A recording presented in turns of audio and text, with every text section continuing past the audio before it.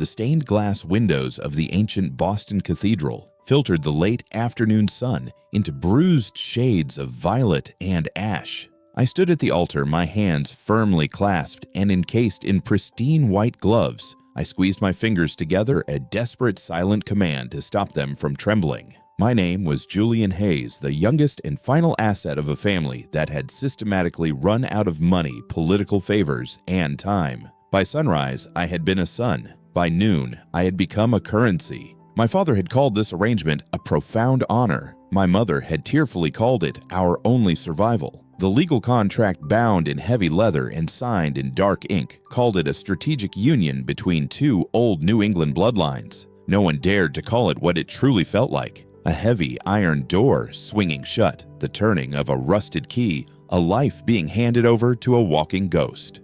The ghost in question stood right beside me, Victor Thorne.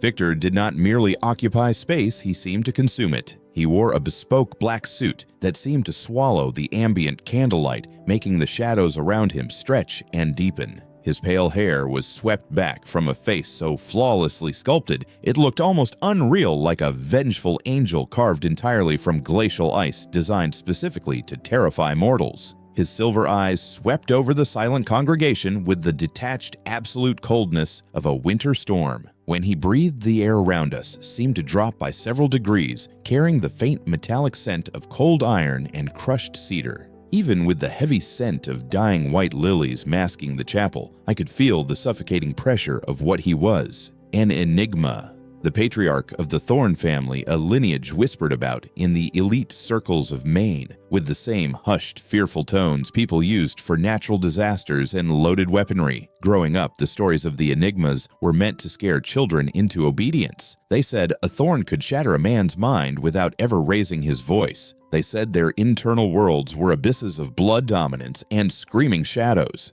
As a listener, a rare omega mutation capable of telepathic bonding, I was the exact sacrifice his volatile bloodline required. I was the psychic anchor meant to absorb the collateral damage of his dark mind. I had spent the last 3 nights staring at my bedroom ceiling, bracing myself for the psychological horrors I was about to endure once the marital bond was sealed. The priest's voice echoed through the cavernous hall, a meaningless drone bouncing off the stone pillars. When it came time for the vows, Victor turned to me. He took my left hand. His touch was shockingly warm through the thin fabric of my glove, but his grip was absolute iron. There was no gentleness in it, only the precise, calculated pressure of ownership. His silver eyes locked onto mine, sharp enough to cut through glass. He slid the heavy platinum ring onto my finger, the metal bit into my skin, startlingly cold. This is it, I thought, my heart hammering a frantic rhythm against my ribs. The vault is opening. The moment the ring settled at the base of my finger, the psychic bond clicked open like a heavy rusted mechanism falling into place. A sudden pressure built behind my eyes. I instinctively braced my mental defenses, screwing my eyes shut for a fraction of a second, preparing for the avalanche of malice, the deafening roar of a monstrous soul, the suffocating darkness of a predator's mind. I waited for the screams. Instead, what washed over my consciousness was a soft, rhythmic hiss of vinyl static. I blinked my breath, catching in my throat. I stared at Victor's flawlessly stoic face. A slow, rhythmic beat played. A slow, incredibly mellow piano chord drifted through the newly opened psychic link. It was followed by a smooth, lazy bass line and the faint, comforting patter of synthetic rain hitting a window pane. It was a beat. A lethargic, repetitive, unmistakably chill, lo-fi hip-hop beat. I froze entirely, paralyzed, my mind struggling to process the impossible frequency flooding my senses. There was no blood. There were no screaming shadows. There was only the soothing atmospheric vibe of a late-night study playlist. Victor looked directly down at me, his handsome face a mask of terrifying indifference. His lips parted, and he delivered his vow aloud for the 200 terrified guests to hear. This union is a strategic necessity. Victor's voice resonated through the cathedral, cold, deep, and devoid of a single ounce of human warmth. I will honor the agreement and provide you the protection of my name. But do not mistake this arrangement for affection, Julian. You are a requirement, nothing more. A few people in the front pews audibly gasped. My mother buried her face in her hands. The atmosphere in the room grew unbearably tense, heavy with the cruelty of the enigma's public rejection. I opened my mouth to deliver my rehearsed submissive reply, but right at that very moment, cutting cleanly through the smooth, jazzy saxophone melody looping in the back of Victor's terrifyingly blank mind, I heard a sound. The distinct sound of a cat meowing softly filled the silence. It was a sleepy, contented, utterly soft little meow, perfectly synced with the drop of the lo-fi bass line. I stood there in my tailored suit, staring up at the monster of Thorn Manor, the ruthless, blood-soaked patriarch of the New England elite. My face burned, but not from humiliation. I bit the inside of my cheek hard enough to taste copper, fighting the sudden hysterical urge to burst into laughter. I was entirely unsure if I was losing my mind, or if my newly wedded terrifying husband was secretly a walking, breathing 24/7 lo-fi chill radio. The drive to Thorn Manor felt like a descent into the underworld, provided the underworld was located on a jagged, fog-drenched cliffside in Maine. The Atlantic Ocean crashed furiously against the black rocks far below, throwing mist into the air that clung to the windows of our town car. I sat in the back seat staring out at the creeping shadows of the ancient pine trees. Beside me sat my new husband, perfectly motionless, his eyes closed. To the driver in the front seat, Victor Thorn looked like a dark god resting before a slaughter. To me, thanks to the platinum ring cold against my finger, he sounded like a 24/7 chill-hop radio station. Currently, a slow, muffled drum beat, paired with a melancholic piano loop, was vibrating through the psychic link between us. It was incredibly relaxing. I was actually getting a little sleepy. When we arrived, Thorn Manor loomed out of the fog like a gothic nightmare. It was a sprawling estate of dark stone, narrow windows, and sharp spires that seemed to stab at the bruised sky. As the heavy iron doors groaned open, the staff stood in a perfectly symmetrical line in the foyer. They were dressed in immaculate black, their faces pale and their eyes downcast. They looked less like servants and more like a beautifully curated collection of hostages. Stepping forward to greet us was a man with a sharp, angular face and a posture so rigid he might have swallowed a walking stick. "Welcome home, Master Victor," the man said, bowing deeply. He turned his intense, dark eyes to me. "And welcome, Mr. Hayes. I am Edgar, the head butler of Thorn Manor. I shall oversee your integration into the household." Victor didn't say a word. He merely gave a brief, terrifying nod, his silver eyes sweeping over the foyer. As he did, he pinched the bridge of his nose and closed his eyes for exactly 3 seconds. Edgar immediately gasped, stepping closer to me, his voice dropping to a theatrical, reverent whisper. "Do you see that Mr. Hayes, the master, closes his eyes to commune with the shadows? He is sensing the psychic residue of every soul in this room. His power is a terrifying, beautiful burden." I looked at Edgar, then I focused on the bond. The sound of a record scratching played, followed by a smooth saxophone slide and a low, easy bass. Victor wasn't communing with shadows. He was just tired, and his internal DJ had just transitioned to a slower track. I offered Edgar a polite, entirely hollow smile. "Fascinating," I murmured. "There are rules here." Edgar continued leading me up the grand, sweeping staircase as Victor disappeared into the east wing. "The most important of all, do not speak loudly, do not drop things, do not make sudden abrasive noises. The master's senses are heightened beyond mortal comprehension. A loud sound to us is a psychic shockwave to him. He requires absolute deathly silence to keep his demonic instincts at bay." Demonic instincts, I thought, remembering the soft meow of the cat I had heard in his head at the altar. Right, that evening, the true test of my new life began in the formal dining room. The room was oppressively large, lit only by a massive iron chandelier and dozens of dripping white candles. The dining table was long enough to seat 20, but only 3 places were set. Victor sat at the head of the table, radiating his usual freezing, untouchable aura. I sat to his right. To his left sat Agatha Thorn, Victor's aunt. Agatha was a terrifyingly elegant woman with hair the color of steel wool and eyes that looked like shattered ice. She wore a high-collared velvet dress and a smile that promised slow, agonizing torture. From the moment the soup was served, she did not stop talking. "I must admit, Julian, I was disappointed when the Hayes family offered you," Agatha sneered, her voice shrill and echoing unpleasantly off the stone walls. "A bankrupt lineage, weak blood. You are merely a vessel, a psychic sponge meant to absorb the overflow of my nephew's immense dark power. I sincerely hope your mind does not snap before the winter solstice. It is so tedious having to replace a spouse." She laughed, a sharp, piercing, high-pitched sound that felt like an ice pick to the eardrum. I kept my face perfectly blank, cutting my steak, but through the bond, I felt the sudden violent shift in Victor's mind. The smooth, lo-fi beat stumbled. The tempo began to speed up unnaturally. The relaxing rain sounds turned into aggressive static. A rapid ticking sound began getting faster and faster. The psychic pressure radiating from Victor grew suffocating. The candles flickered wildly. Shadows in the corners of the room seemed to stretch and writhe. Edgar, standing in the corner, looked utterly terrified. Agatha stopped laughing, her eyes widening as the temperature in the room plummeted. "He is going to kill her." The staff's faces seemed to scream. "The Enigma is losing control." I listened closer. The music in Victor's head wasn't dark magic. It was sensory overload. Agatha's shrill, echoing voice and the clinking of her silverware were overstimulating him. He wasn't summoning demons, his brain was basically buffering under the sheer annoyance of his aunt's voice. Suddenly, Victor's hand shot out. His fingers clamped around his heavy crystal water goblet. With a terrifying fluid motion, he slammed it down onto the polished oak table. A loud cracking sound echoed. The stem of the glass shattered. Water spilled over the dark wood. Absolute suffocating silence fell over the dining room. No one breathed. Agatha was frozen in her chair, her face drained of color. Victor slowly withdrew his hand, his silver eyes completely devoid of emotion as he stared at his aunt. "Eat in silence, Agatha," he commanded, his voice a low, lethal vibration.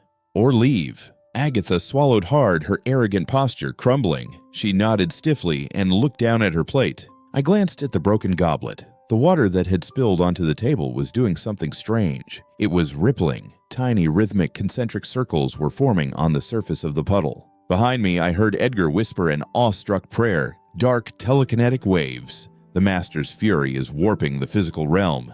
I had to press my napkin to my mouth to muffle my reaction. It wasn't dark telekinetic waves.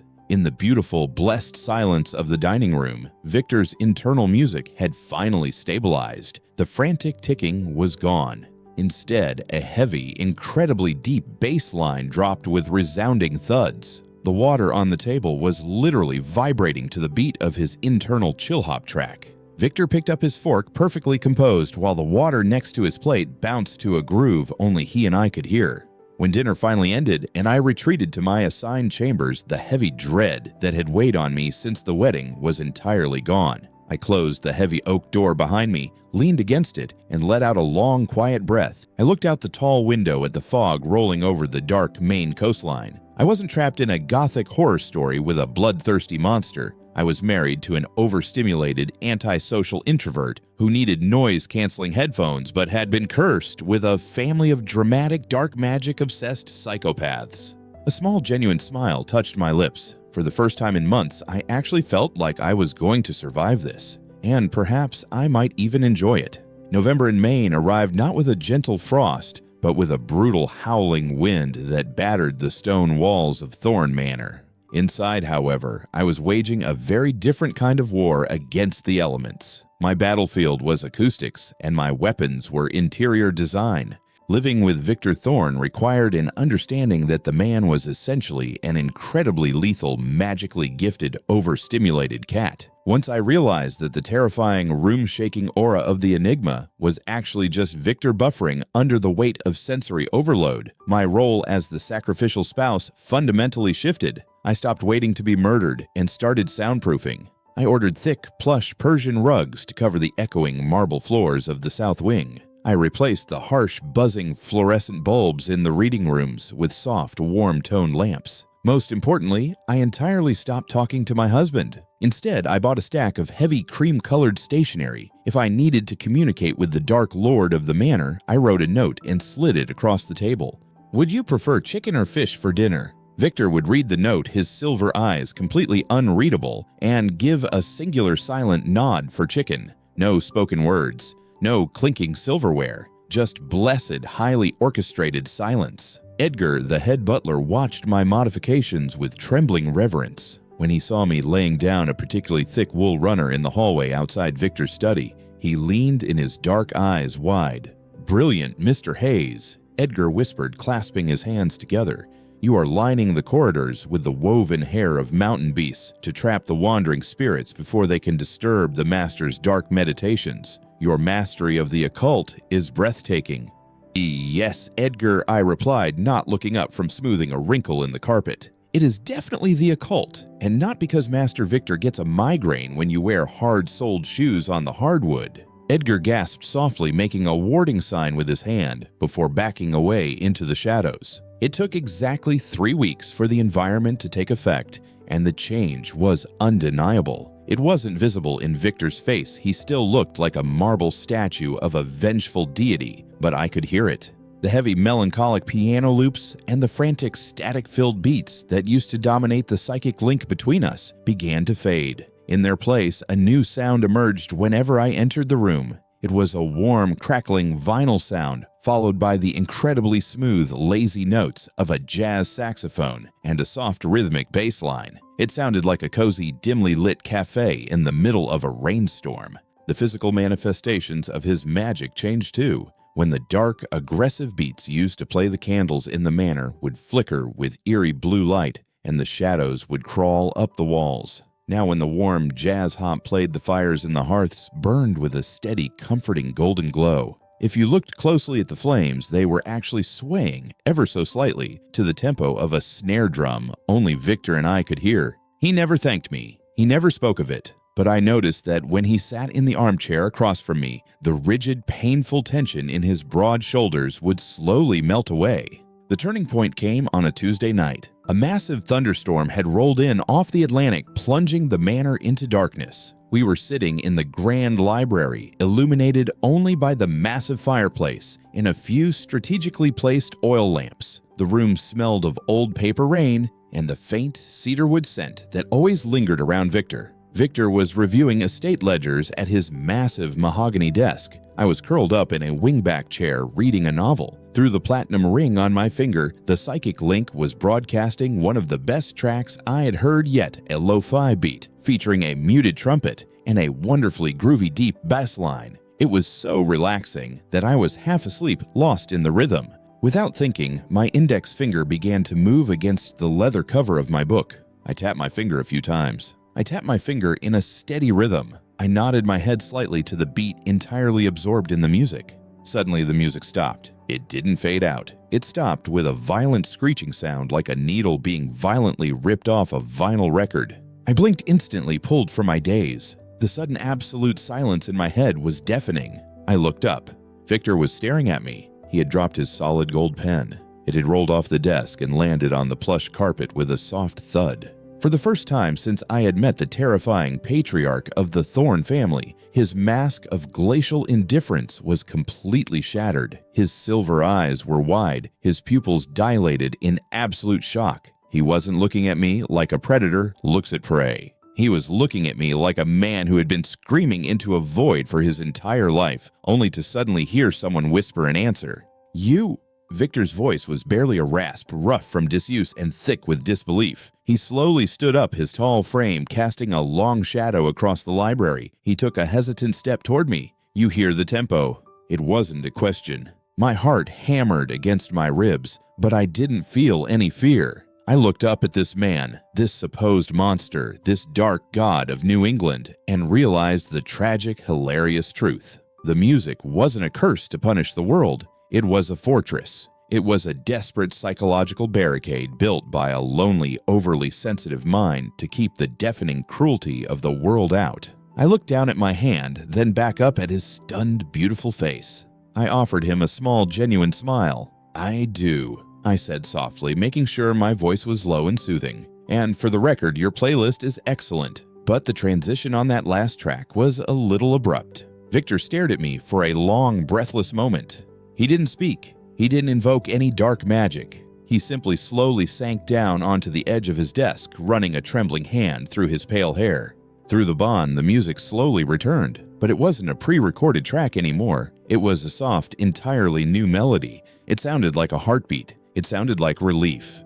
The boundary between the captive and the monster evaporated into the smoke of the fireplace. I wasn't just his sacrificial key anymore. I was his only listener. Agatha Thorne was a woman who fundamentally believed that a marriage without at least a little psychological torture was a failed institution. Since Victor hadn't drained my life force, driven me to madness, or left me weeping in the corridors, after a month of marriage, she assumed our psychic bond was defective. To Agatha, a peaceful enigma was a useless enigma. She needed a monster, and she was determined to drag him out. I should have known better than to trust a sudden request to inventory the ancestral wine collection in the subterranean levels of Thorne Manor. The moment I crossed the threshold into the Cellar of Penance, a charming windowless room constructed entirely of black iron damp stone and centuries of bad vibes, the heavy oak door slammed shut behind me. The lock turned with a definitive rusty clank.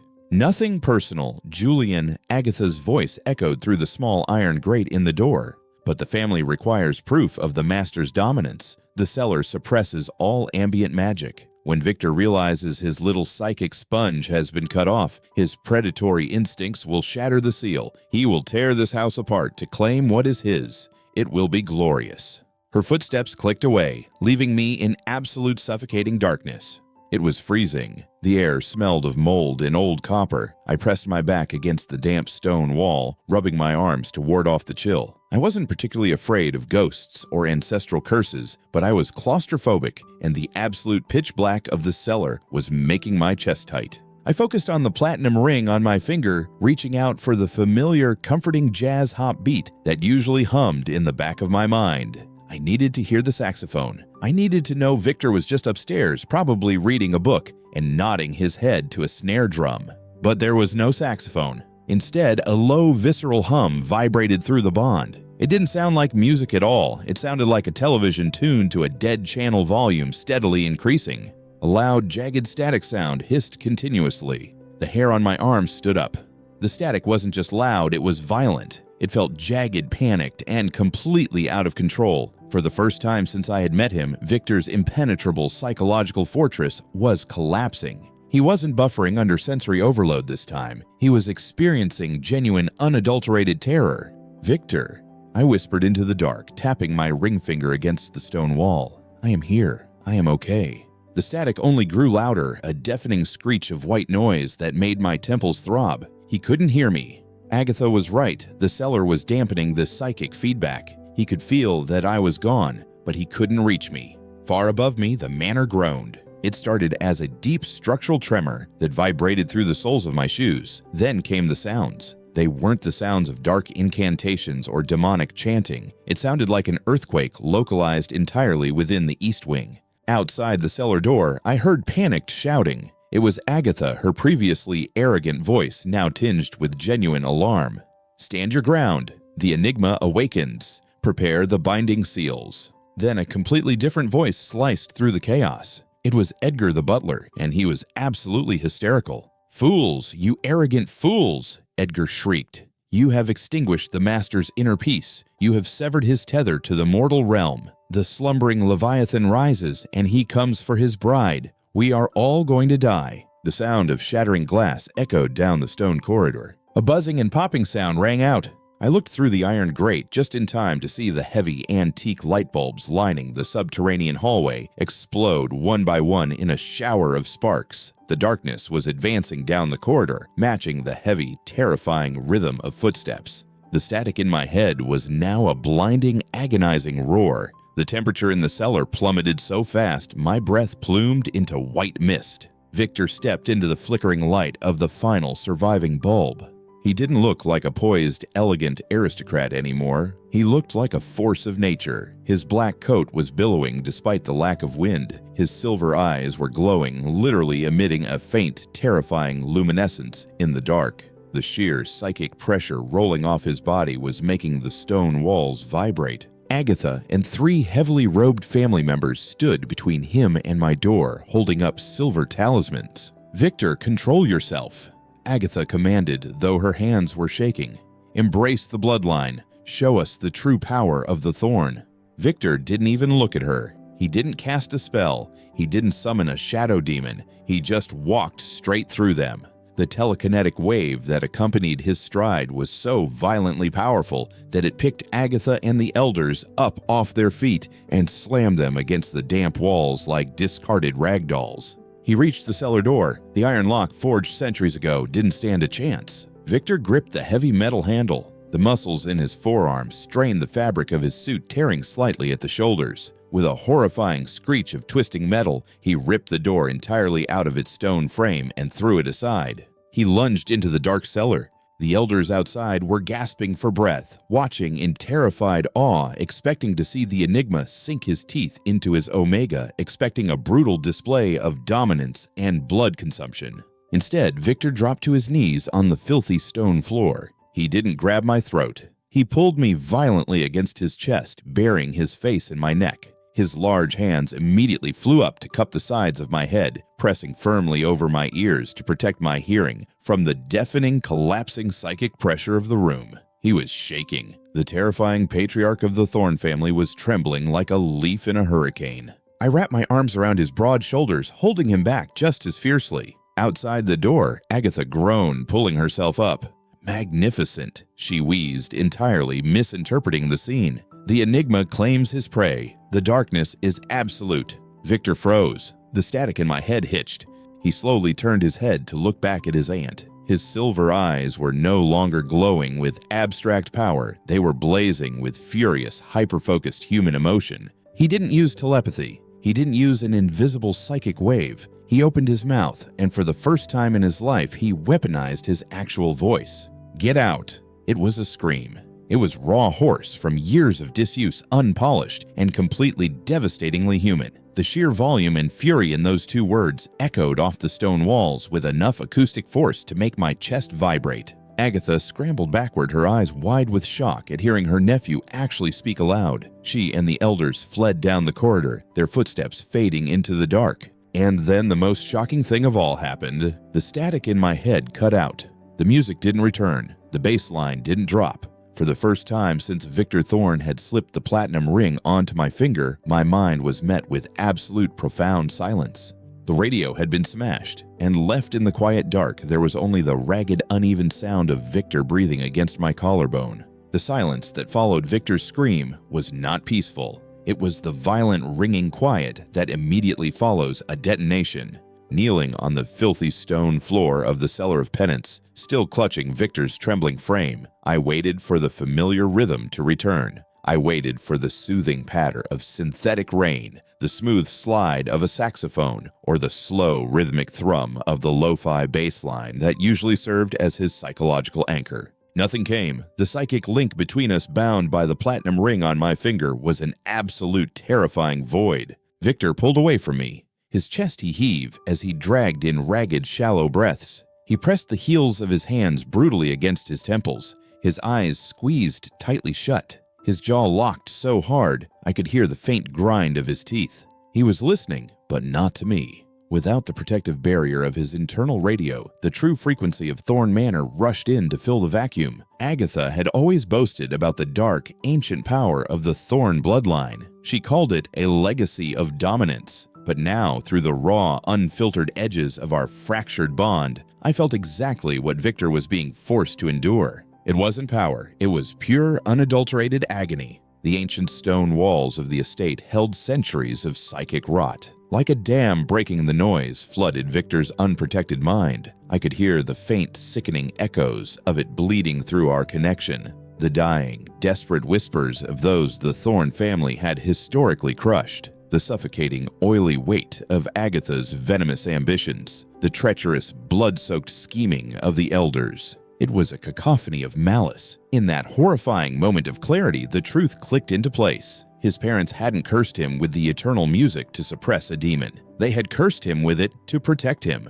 They had placed a permanent, magical, noise-canceling headset over the mind of an overwhelmingly empathetic child, saving him from being driven completely insane by a house built on generations of graves. "Get away from me," Victor choked out. His voice was unrecognizable, a fractured, guttural sound. It wasn't a command, it was a desperate plea. He stumbled backward out of the cellar, his movements erratic and completely uncoordinated, like a man walking through a hurricane. He turned and fled up the stone steps. I scrambled after him, navigating the dark corridors as fast as I could. The manor was in utter disarray. I caught a brief glimpse of Edgar diving behind a heavy velvet curtain, clutching a silver candelabra to his chest, like a holy relic, convinced the apocalypse had arrived. I finally reached the east wing, just in time to see Victor cross the threshold of his private chambers. The moment he was inside, the massive oak doors slammed shut with a concussive boom. The heavy iron deadbolts locked themselves with a resounding, magical clank.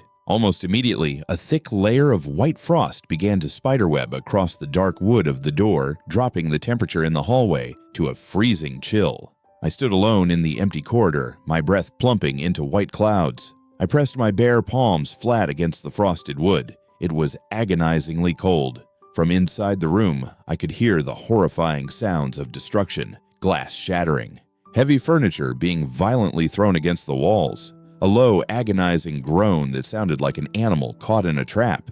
Victor was losing his mind. He was completely terrified that the darkness of his ancestors would finally consume him, that without his musical shield, he would inevitably become the monster his family desperately wanted him to be. He locked himself away because he was terrified he would tear me apart. A month ago, I would have packed my bags, stolen a coat, and run straight into the freezing Maine fog. I had been sold to a nightmare, traded like a stock option to settle a family debt. I was supposed to be the tragic victim of a gothic horror story. But as I stood there listening to the most feared, supposedly ruthless man in New England suffer a catastrophic panic attack behind a locked door, I realized a profound, undeniable truth. I wasn't afraid of him. I was only afraid for him. The realization settled deep in my chest, warm and steady, melting the chill of the hallway. It wasn't a sense of duty to my bankrupt family. It wasn't some twisted survival instinct. It was love. A ridiculous, stubborn, deeply inconvenient love for a man whose greatest, darkest defense mechanism against a cruel world was a chill-hop study playlist. I didn't knock on the door. I didn't yell for him to open it. I didn't deliver a dramatic, impassioned speech through the keyhole about how we could fight the darkness together. Instead, I slowly slid my back down the freezing wood of the door until I was sitting on the plush wool runner I had laid out weeks ago to muffle footsteps. I pulled my knees to my chest, wrapped my arms around them, and closed my eyes. I focused all my attention on the platinum ring, visualizing the empty, chaotic void of the psychic link between us. Then I took a deep breath, opened my mouth, and began to hum. I hummed a steady tune. I hummed the exact lazy melody of the muted trumpet from his favorite lo-fi track. I kept the pitch soft, but the tempo incredibly steady, deliberate, and calm. With my right hand, I began a gentle tapping rhythm against my knee, recreating the comforting snare drum. I projected the sound, pushing it not just into the cold hallway, but directly through the bond, forcing my voice into the terrifying static of his mind. I hummed against the psychic noise of Thorn Manor. I hummed against the cruelty of his aunt. I hummed against his panic. If his internal radio was broken, then I would simply have to be his radio. I sat there in the freezing dark, humming the chill-hop beat over and over again, waiting for the monster to realize he was finally safe. I hummed until my throat grew raw, my voice a fragile thread of sound vibrating against the freezing oak door. I didn't know how much time had passed in the pitch-black corridor of the east wing. My legs had gone completely numb, and the cold was seeping through my tailored trousers, settling deep into my bones. But I didn't stop. I kept the tempo perfectly steady with a gentle tapping rhythm. Inside the room, the terrifying sounds of destruction had ceased. The agonizing groans had faded. There was only the heavy, suffocating silence, and my desperate makeshift lo-fi beat pushing against it. Then the frost coating the wood began to weep. It melted rapidly, water trickling down the intricately carved panels like tears. With a heavy metallic clank, the deadbolt slid back. The massive door groaned and opened just a fraction. I scrambled to my feet, my joints protesting violently. Victor stood in the doorway. The impeccable, terrifying patriarch of Thorn Manor was entirely gone. His black suit jacket was discarded, his crisp white shirt torn at the collar and completely soaked in sweat. His pale hair fell in disarray across his forehead. But it was his eyes that broke my heart. The glowing lethal silver was gone, replaced by a dull, exhausted gray. He looked like a man who had fought a war inside his own skull and barely survived. He didn't say a word. He simply swayed forward, his massive frame collapsing. I caught him. The sheer weight of him nearly drove me to my knees, but I braced my feet, wrapping my arms fiercely around his broad chest. He buried his face into the crook of my neck, his breathing ragged and uneven. He was trembling. I held him tighter, resting my cheek against his hair, maintaining the steady rhythm of my breathing. "How touching!" A voice hissed from the end of the hall. I snapped my head up. Agatha Thorne was marching down the corridor, flanked by a dozen heavily robed family elders. They held silver binding chains and ancient talismans, their faces twisted with an ugly mixture of fear and predatory triumph. I knew it. Agatha sneered, stopping a few yards away. She looked at Victor, who was still leaning heavily against me, and her lip curled in profound disgust. He didn't claim the Omega. The static broke him.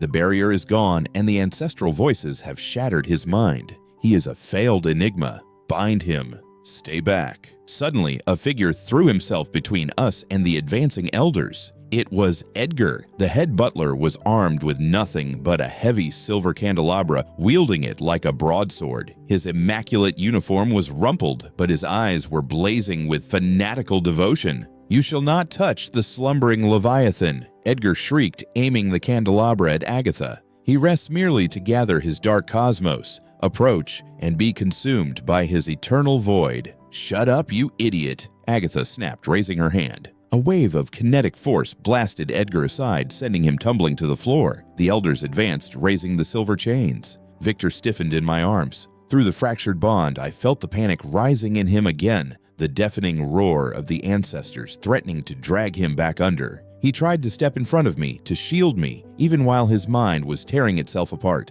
No, I thought, gripping his shoulders. Not this time. Agatha thought the bond was a one-way street. She thought I was just a sponge, a vessel meant to absorb Victor's darkness. But a key doesn't just open a door, it can also lock it. I closed my eyes and focused entirely on the platinum ring. I bypassed the static, bypassed the howling voices of the dead, and drove my consciousness straight into the center of Victor's mind. But I didn't hum a lo-fi track this time. I gave him my heartbeat. The steady rhythmic sound of a heartbeat echoed. I amplified the biological, steady, undeniable rhythm of my own heart, pushing it through the bond with everything I had. It was clean. It was warm. It was overwhelmingly human. It acted as an anchor, a solid, immovable metronome cutting through the chaotic noise of the Thorn ancestors. Victor gasped. His head snapped up. When he opened his eyes, the dull gray was gone. The silver head returned, but it wasn't the wild, unstable glow of a predator losing control. It was the blinding, concentrated light of a star. Anchored by the steady rhythm of my heart, Victor Thorn awakened. He didn't summon shadows. He didn't shatter the walls. He simply straightened his posture, stepping slightly in front of me, and released the full, unbridled weight of his actual psychic gravity. It was like the atmosphere in the hallway instantly turned into deep-sea pressure. Agatha and the 12 elders slammed into the marble floor, driven to their knees by an invisible crushing force. The silver chains slipped from their trembling fingers. They gasped for air, unable to lift their heads, pinned entirely to the ground by the sheer immaculate willpower of a fully realized enigma. "You call yourselves the legacy of this house." Victor's voice resonated. It wasn't loud, but it vibrated through the very foundation of the manor. "You are nothing but parasites feeding on static."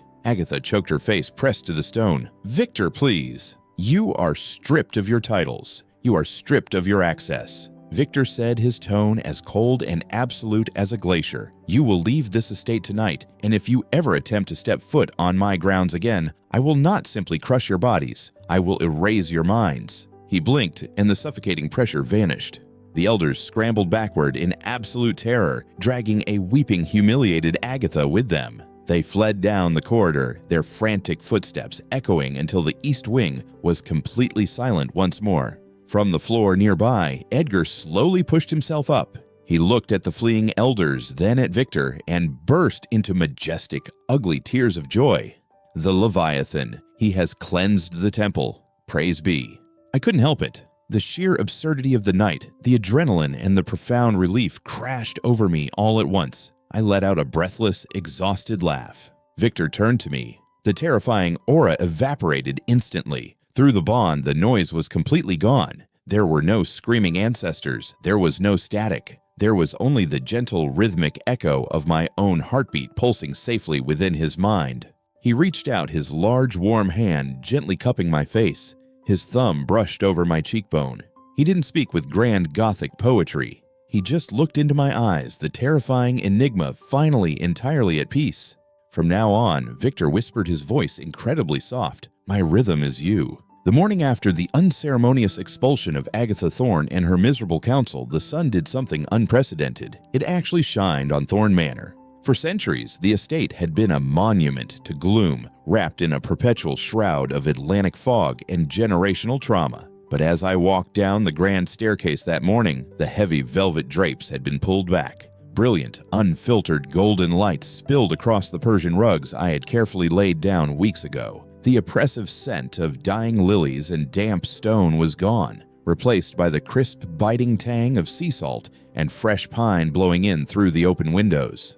The staff, previously a collection of silent, terrified ghosts, were quietly chatting as they polished the banisters. And then there was Edgar. I found the head butler standing in the foyer, watching Victor descend the stairs. Edgar was no longer clutching a silver candelabra. Instead, he held a small leather-bound notebook and a fountain pen, scribbling furiously. "Good morning, Edgar," I said, pausing beside him, taking inventory. Edgar looked up, his dark eyes shining with profound scholarly reverence. "No, Mr. Hayes. I am compiling the Master's new doctrine. The Leviathan has shed his armor of static to embrace the philosophy of harmonious tranquility.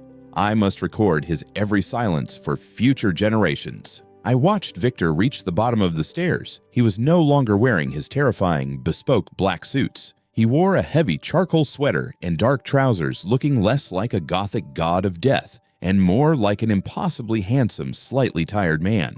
He glanced at Edgar, then at me. Through the platinum ring, the psychic link was entirely quiet. There was no static. There was no frantic jazz hop trying to drown out the world. There was only a vast, peaceful stillness, anchored by the steady, faint echo of my own heartbeat. "Edgar," Victor said, his physical voice still rough but steady. "Stop writing." "As you command, Master of the Quiet Void," Edgar whispered, bowing deeply and backing away into the sunlit corridor. I couldn't help the laugh that escaped me. Victor walked over, stopping just inches away. He reached out his warm fingers, brushing a stray lock of hair from my forehead. He didn't need to project his thoughts into my mind anymore. I could read the quiet amusement in his silver eyes perfectly well. "Are your bags packed, Julian?" he asked. "They are," I smiled. We weren't fleeing the manor. We were simply taking a vacation. For the first time in his 30 years of life, Victor Thorne was leaving the state of Maine, not for a strategic alliance, not to intimidate a rival, but purely because he wanted to see the world without a deafening roar in his head. An hour later, we were driving along the jagged coastline of Route 1. The car was a beautifully restored vintage 1960s convertible, painted a deep, glossy midnight blue. I had insisted we put the top down despite the crisp December chill. The heater blasted warm air around our legs, and the freezing, salty wind whipped through our hair. I sat in the passenger seat, watching the Atlantic Ocean sparkle under the bright winter sun. Beside me, Victor drove with one hand resting easily on the steering wheel. His jaw was relaxed. The perpetual, agonizing tension that had defined his posture since the day we met at the altar was completely gone. He didn't need the internal lo-fi radio anymore. The ambient noise of the world, the roar of the car's engine, the crashing of the waves against the rocky cliffs, the sound of seagulls overhead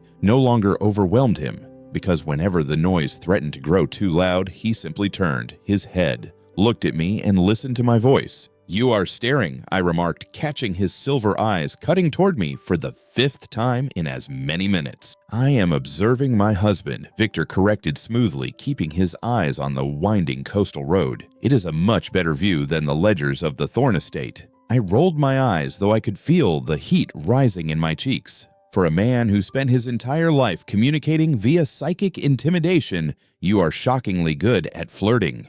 I am a fast learner. We drove in comfortable silence for a few more miles. Then Victor slowed the car, pulling onto a scenic overlook perched high above the crashing ocean. He shifted the car into park and turned off the engine. The sudden quiet of the coastline washed over us. Victor reached into the pocket of his heavy wool coat. I half expected him to pull out a cursed family heirloom or a magical talisman. Instead, he pulled out his smartphone and a tangled mess of white wires. I blinked in genuine surprise. It was a pair of standard, incredibly mundane wired earphones. The terrifying enigma of New England sat in the driver's seat of a classic car, patiently untangling the wires like an ordinary human being. He plugged the jack into his phone. Then he leaned across the center console. The scent of cedarwood and cold iron washed over me, warm and incredibly familiar. He gently reached up and tucked the right earbud into my ear. He placed the left one in his own.